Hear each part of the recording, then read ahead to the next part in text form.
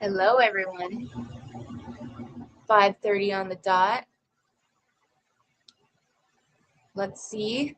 I hope that you're doing well. We're going to have actually a journaling session today.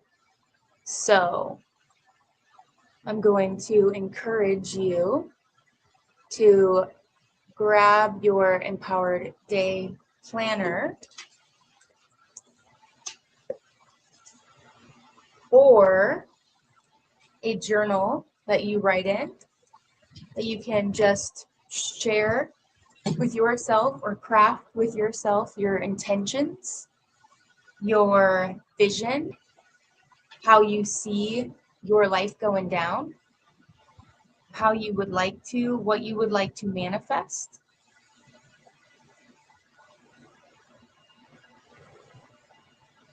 And go from there. So I'm going to give you, I don't know, a minute, 2 minutes, a couple minutes for people to sort of hop on. And by people, I mean, I've had like a couple visitors every now and then, which is really nice. So this morning session is really an opportunity to help hold each other accountable to getting up in the 5 o'clock hour. If you are maybe, this is interesting. I don't know how I went most of my life without fully understanding this. I don't even know that I still do, but I kind of do. The PST versus PDT thing. So I'm only 1 hour is different right now from Central Time Zone, sometimes two. Never growing up did I know that.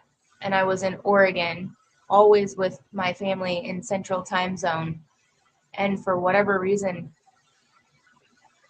it was just always 2 hours difference. I actually don't know. So if someone can explain that, that would be great. So anyway, the relevancy of that is maybe it's 6:30, maybe it's 7:30, maybe it's 8:30 your time. Great. Maybe it's not even that much of a window or a gap right now. There's that. I would have to actually look it up. However, we can all benefit from coming together, from really getting clear. I think that clarity is the number one aspect of a vision in order to actually manifest an accomplishment. Without clarity, I'm telling you, there is this idea that if you take like any direction any path you take will get you there. But where is there? So the idea is that if we have a very clear destination in mind, I don't know if you've ever gone hiking, for example, without a map, or in this day and era, a app, right? And you want to get to a certain destination. You have a certain destination in mind. Well, on that journey, there might be a weird right turn that takes you down a path, or a left turn, or many of those different paths can kind of get you to the same destination.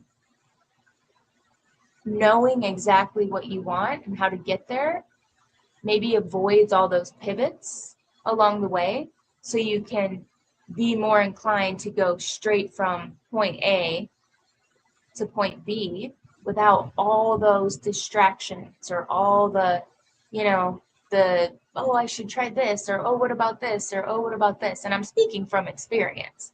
I think anybody who's an entrepreneur who has gone down this path, I've heard one time it's, entrepreneurs will have like 8 attempts before they find their thing. Like, it is absolutely the case that, especially also, I don't know if you know about Enneagrams, but Enneagram 7s, we're visionaries, right?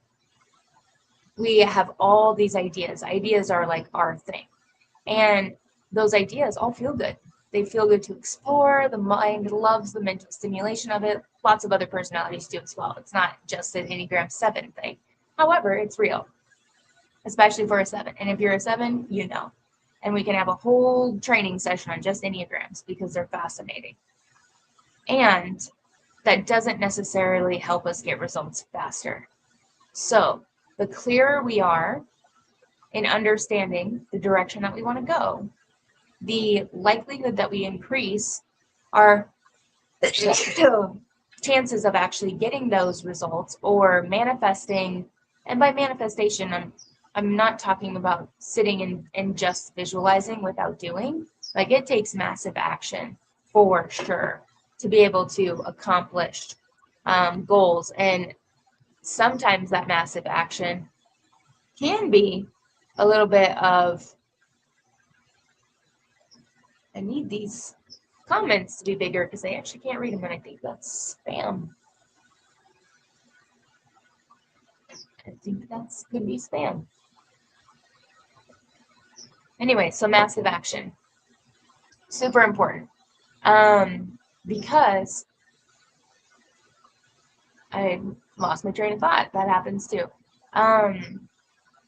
Oh yeah, massive action. Because the proper, most logical thought out steps in a process, if taken, will get us there, right? One of the sayings that I love the most is, and I don't know if this is the exact saying, but it's more or less, the actions or the thing that you are avoiding is often the thing that's the most important for you to be doing, or success is found in the thing you're avoiding the most. And a lot of that is procrastination, right? But if you look at it like this, if we want to actually lean in, I know that there's two schools of thought. One, it's actually very interesting. Somebody sent me a book yesterday where I actually can look it up real quick. It was called 4,000 Weeks by Oliver something.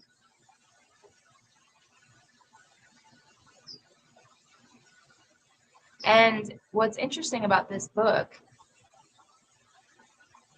is I listened to the reflection of it, but its ultimate kind of summation, or what it was trying to say, is Oliver, I can't see it because I had taken a screenshot as I was listening and finishing it up, but it said embracing a finite life. So the idea that life is very short, so embrace it, don't take it for granted, enjoy it. Strategic achievement, or strategic underachievement. So this person recommended this book for me, thinking that I was like all about efficiency and optimization. And don't get me wrong, all of those things are very important. I heard an interview by the guy, I don't know his name, who is CEO now for Alex and Layla Hermosi. And he was talking about how the best entrepreneurs are lazy entrepreneurs, and how he didn't use this language, but the worst entrepreneurs are basically the most competent and capable because they make it just way too complex. And I was like, that's me. And I was like, I want to be a lazy entrepreneur. I feel in this particular journey that I'm on, when I left Qatar, I noticed that at all I went to all kinds of conferences to network with people, to meet people, and to learn from people and to grow. And I found myself saying just more or less a few sentences to describe a literal decade of my life. So a couple sentences to describe a literal decade of one's life. So if at the end of a 10-year chapter, you're meeting someone and you basically are able to say who you are and what you've done in just a couple of sentences. And don't get me wrong, there was lots of stress during that period. There was a period in Germany when my jaw hurt so bad from the stress of not knowing where the next job was, being hired. Yeah, it was just so stressful. And then as soon as I had a job, stress went away. Well, got to Malaysia, similar things. Like, there were so many periods where life was actually very stressful. And this time, when I went to embark on this next year chapter, 10-year period, I said to myself, if we don't remember the pain really, we only remember the rocky highlight reels of our experiences. I mean, be honest with yourself. I actually have come to develop a new strategy, which is, interestingly enough, last time reflections is the third point of this book, where as I'm doing and experiencing, I try to really fully feel it and be so grateful for it. and try to intentionally remember it. And when thoughts come up from the past, allow them to really flow in, so I can just take that moment of remembrance, because it isn't always there. We remember the most stressful periods. We remember the most emotionally charged, positive or negative. We remember the most emotionally charged experiences, except for every now and then we'll have some really good thoughts that'll come in and flow. And so the idea behind this is, and I think the guy who had sent this to me and recommended was like, yeah, you want to really do this. Make sure that you're strategically underachieving. And as I was starting this journey, quite literally gave away most of my things, stored a few containers at some of my Doha family's homes, and literally left on this nomadic adventure.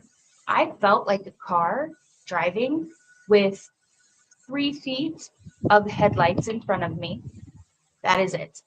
And instead of feeling stress, I just sat into it. Always works out.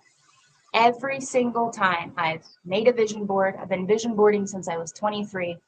24, I cycled across the US, I went to Europe, and I'm telling you, those boards just kept going. Every board that I've ever put together, every time I've tried to manifest something, it always works out. So why wouldn't I just enjoy the ride? Not feel the stress. Just if something's not happening as fast as it could be, it's going to happen. And that's ultimately what this guy was teaching. And I was like, it's kind of cool that, this is sort of actually how I've come to live it. He used one of the examples of Warren Buffett's, write down 25 things that you want, then write down the top 5, or cross out all of them except for your top 5 and focus on that. And only at any given moment be working on your top 5 goals. I've narrowed that down to 3, but long-term thinking 5. Well, that makes sense, because we can want to do 1,000 things, which I'm a want to do 1,000 things person. I've had a bucket list since the beginning of time. Since 18 years old, when I heard what a bucket list was, I had a bucket list. And I would say that evidence shows I've actively been a yes person to make sure that bucket list comes into fruition. At the same time, if we dilute our energy too much, right? That's why I've got my business. I've got a nonprofit that I will put energy into.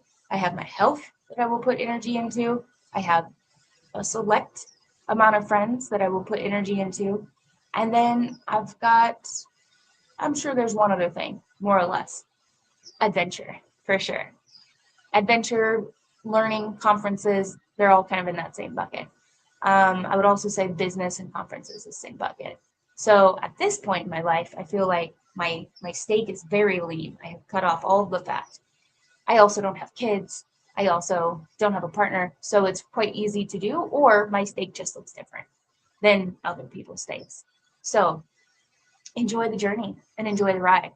And I think our goal for today, for the next few minutes, I'm going to encourage you to grab your journal, because I'm going to shut this off and do the same, is paint that picture of that vision and where you want to go, right? See clearly the destination. And if you can see clearly the destination, you will get there. But again, most of us either don't know what we want, which is very common. Uncertainty, indecision, these things, they will actually prevent us from getting a result that we desire. And I'm guilty of this too. We're all guilty. Okay?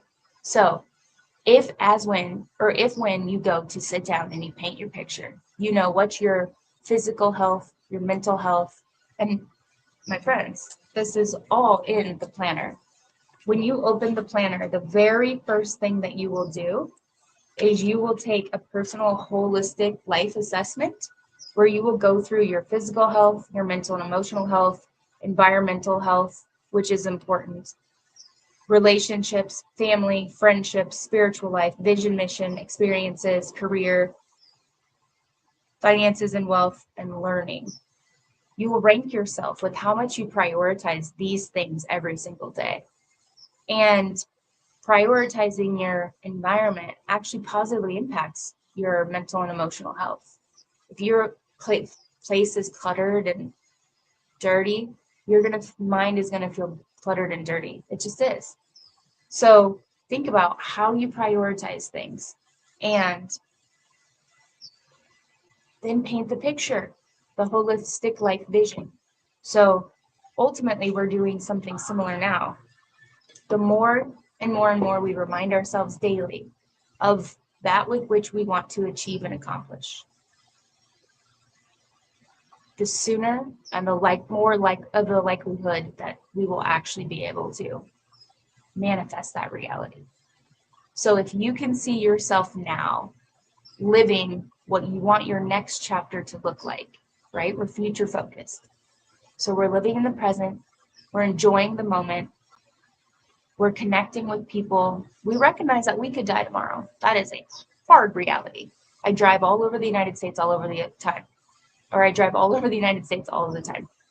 And I have seen, actually in Malaysia is where I've seen the most dead people along the side of the road.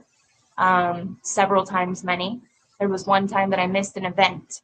And of course I was upset because I was up, it was early, went to the wrong location, simply just went to the wrong location in my GPS. As I was driving along the highway, it was accident, 2 dead people, a semi flip, another accident. There were no cars on the road. It was literally driving through a graveyard for what felt like miles. I don't actually know how long it was. And all I could think to myself was, I am so grateful to just be alive. Screw missing that event. And my attitude turned around like this. So with that being said, we've now hit our time. I want you to walk away now from this session with your pen in hand, and write out and craft that future vision as if you're already living it, with emotions that you're already experiencing, as if you already have the thing. And if we had this conversation 6 months to 2 years from now about what you wrote today and doing that activity, I bet you would become a reality. So on that note, remember, your life, your journey is your choice. Go confidently in the direction of your dreams and live the life you imagine. Thoreau. Have a wonderful day, people.